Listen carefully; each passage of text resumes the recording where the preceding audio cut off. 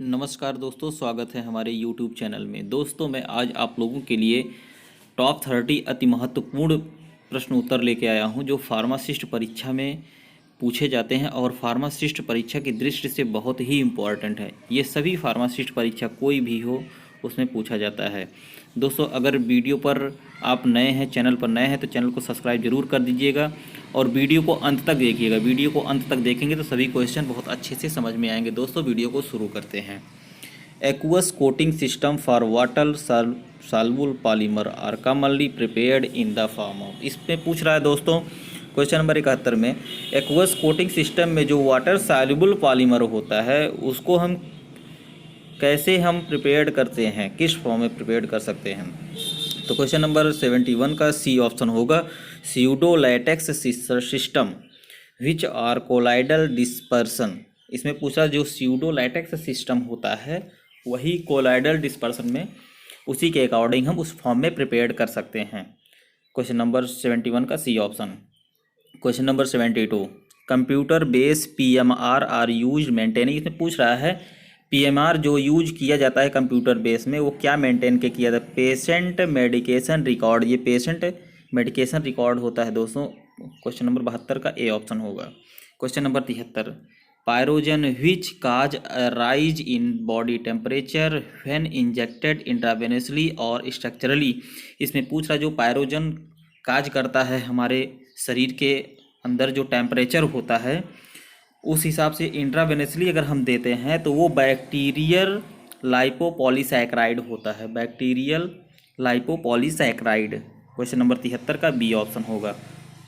Question number 74, as per schedule A of drug and cosmetic act 1940 and rule 1945 form 19B is for. पूछ रहा है कि schedule A में जो drug and cosmetic act है 1940 और रूल 1945 में फॉर्म 19B है, ये किस लिए है। फॉर्म 19B जो होता है application for licence to sell, application for licence to sell stock और एग्जिबिट और ऑफर फॉर सेल और डिस्ट्रीब्यूट होम्योपैथिक मेडिसिन।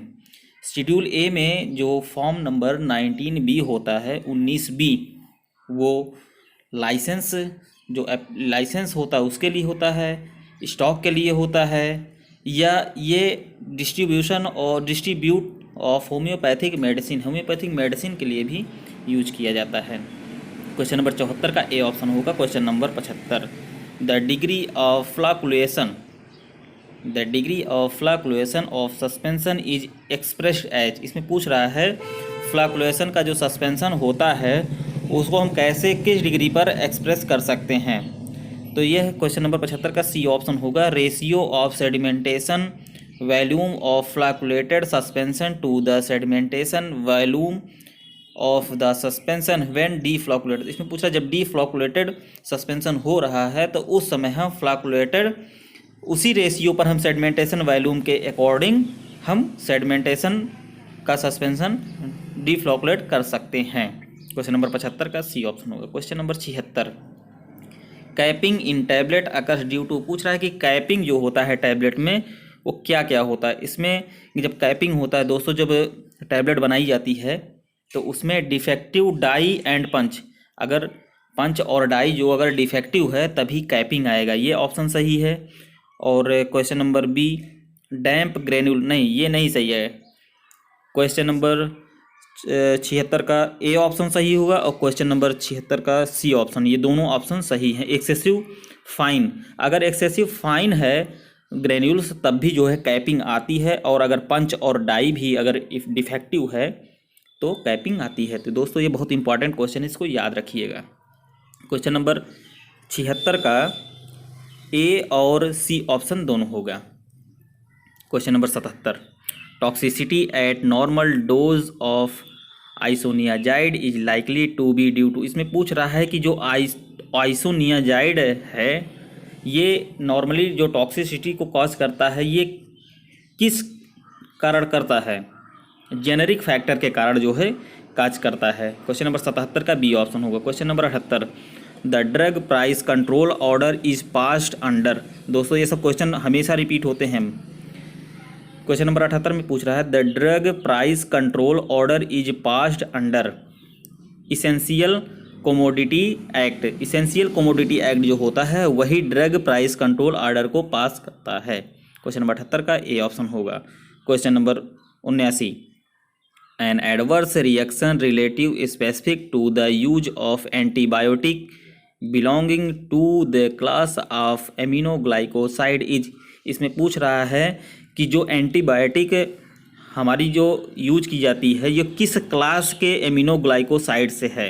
तो दोस्तों ये ओटोटॉक्सिसिटी से है, ओटोटॉक्सिसिटी से है। क्वेश्चन नंबर 79 का ए ऑप्शन होगा। Question number 80 which of the following is a non absorbable suture. इसमें पूछ रहा कि जो नॉन एब्जॉर्बल सूचर है इसमें से कौन सा है।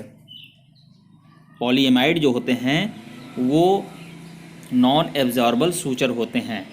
क्वेश्चन नंबर 80 का सी ऑप्शन होगा। Question number 81 tolerance to one kind of drug that result in tolerance to a pharmacologically similar drug is known as. इसमें पूछ रहा है जो टॉलरेंस है फार्माकोलॉजिकली सिमिलर जो ड्रग होता है उसको हम क्या कहते हैं।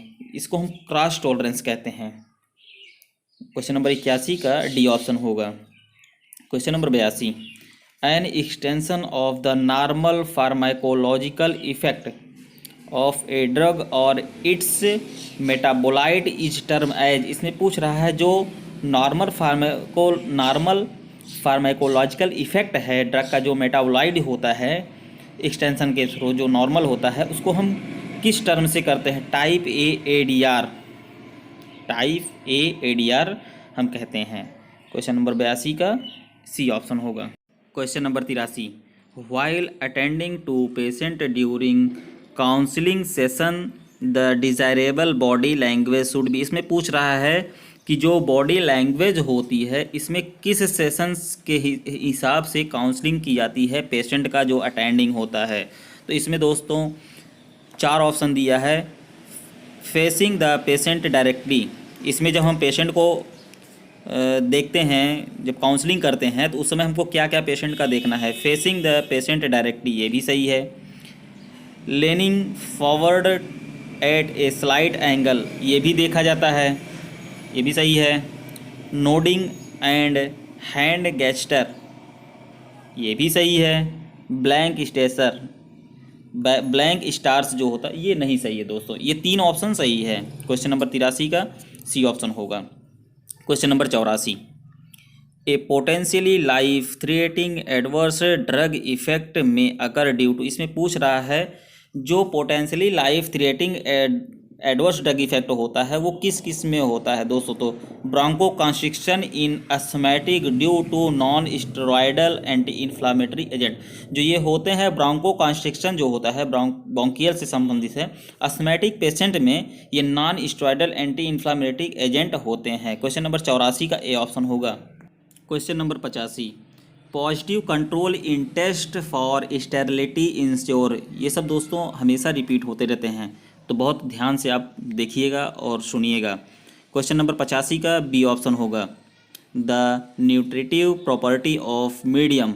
इसमें पूछ रहा है positive control in test of sterility. Test of sterility जो होता है the nutritive property of medium, जो न्यूट्रिटिव की प्रॉपर्टी होती है उसी मीडियम में टेस्ट ऑफ स्टेरिलिटी हम इंश्योर कर सकते हैं। क्वेश्चन नंबर 85 का B option. Question number 86 as per IP Indian pharmacopoeia जो होता है for a batch size of 100 members ampoule vials of a parental product minimum number of recommendation to be tested for sterility. इसमें जो Indian pharmacopoeia batch का 100 numbers है जिसमें ampoule और vials का होता है पेरेंटल प्रोडक्ट जो होते हैं पेरेंटल ड्रग जो होती है उसमें पूछ रहा है जो टेस्ट हम करते हैं जो कौन सा नंबर पर रिकमेंडेड हम कर सकते हैं। स्टेरिलिटी टेस्ट जो होती है किस नंबर पर हम कर सकते हैं। मिनिमम 10% और 4 number which year is greater. ये पूछ रहा है कि चाहे 10% पे करिए चाहे 4 नंबर पे करिए, यही ऑप्शन सही होगा। क्वेश्चन नंबर 86 का A option. Question number 87 addition of which of the following to a large volume parental product is not advise. इसमें पूछ रहा है कि अगर हम लार्ज वॉल्यूम में पेरेंटल प्रोडक्ट को को नहीं मिलाते हैं तो इसमें कौन कौन सी एडवाइस जो क्या नहीं हम मिला सकते हैं लार्ज वैल्यूम में? तो प्रिजर्वेटिव जो होता है दोस्तों उसको हम नहीं मिला सकते हैं। क्वेश्चन नंबर 87 का बी ऑप्शन। क्वेश्चन नंबर 88, यह न्यूमेरिकल क्वेश्चन है दोस्तों। An ophthalmic solution of a mydriatic drug with a concentration of 5 mg/ml exhibit first order degradation with a rate of 0.0005 mg/day estimated its half life. इसकी पूछ रहा है half life क्या होगी? तो क्वेश्चन नंबर 88 का डी ऑप्शन होगा 1386 day होगा दोस्तों, 1386 डे। क्वेश्चन नंबर 88 का D option. Question number 89, which microbe is use for validation of sterilisation by membrane filtration process. इसमें पूछ रहा है कि मेम्ब्रेन फिल्ट्रेशन प्रोसेस के थ्रू जो स्टेरलाइजेशन वैलिडेशन होता है माइक्रोब का, हम क्या यूज कर सकते हैं? इसमें स्यूडोमोनास आर्गुनोसा जो होता है वही हम यूज कर सकते हैं। तो क्वेश्चन नंबर 89 का B option. Question number 90, morphine sulphate come under which schedule of drug and cosmetic act. जो मॉर्फिन सल्फेट होता है ये पूछ रहा है दोस्तों ड्रग एंड कॉस्मेटिक एक्ट में किस शेड्यूल में हम यूज करते हैं? शेड्यूल एक्स में मॉर्फिन सल्फेट जो होता है, मॉर्फिन कोडिंग ये सब शेड्यूल एक्स में ही आते हैं दोस्तों। क्वेश्चन नंबर 90 का A option. Question number 91, the dose required to produce a desire pharmacological effect is called. इसमें पूछ रहा है कि जो फार्माकोलॉजिकल इफेक्ट जो होता है ड्रग जो प्रोड्यूस होता है डोज के हिसाब से उसको हम कौन सा फार्माकोलॉजिकल डोज बोलते हैं? तो ये इफेक्टिव डोज होता है दोस्तों। 91 का C option. Question number 92, in form fill seal process the essential material use. इसमें पूछ रहा है कि फॉर्म फिल सील जो प्रोसेस होता है इसमें कौन सा मटेरियल हम यूज करते हैं? पॉलीइथाइलिन, जो पॉलीइथाइलिन होता है उसी को हम यूज करते हैं। क्वेश्चन नंबर 92 का D option. Question number 93, sonication of liposomal product may be related to conversion of. इसमें पूछ रहा है सोनिकेशन ऑफ लाइपोसोमल जो प्रोडक्ट होता है, सोनिकेशन जो लाइपोसोमल प्रोडक्ट होता है वो किसमें कन्वर्टेड होता है? कन्वर्जन जो रिलेटेड होता है कन्वर्जन होता है MLV to SUV, MLV to SUV, ये याद रखिएगा दोस्तों। क्वेश्चन नंबर 93 का C option. Question number 94, an estimate of the water absorption capacity of 100 mg material as water number is a parameter for evaluation. इसमें पूछ रहा है कि किस बेस पर हम वाटर नंबर पैरामीटर से इवैल्यूएशन कर सकते हैं? अगर 100 mg मटेरियल हमारा है, जो एब्जॉर्प्शन कैपेसिटी होती है वाटर एब्जॉर्प्शन की वो किस बेस पे होती है? तो ये एब्जॉर्प्शन बेसिस पे होता है। तो क्वेश्चन नंबर 94 का बी ऑप्शन होगा।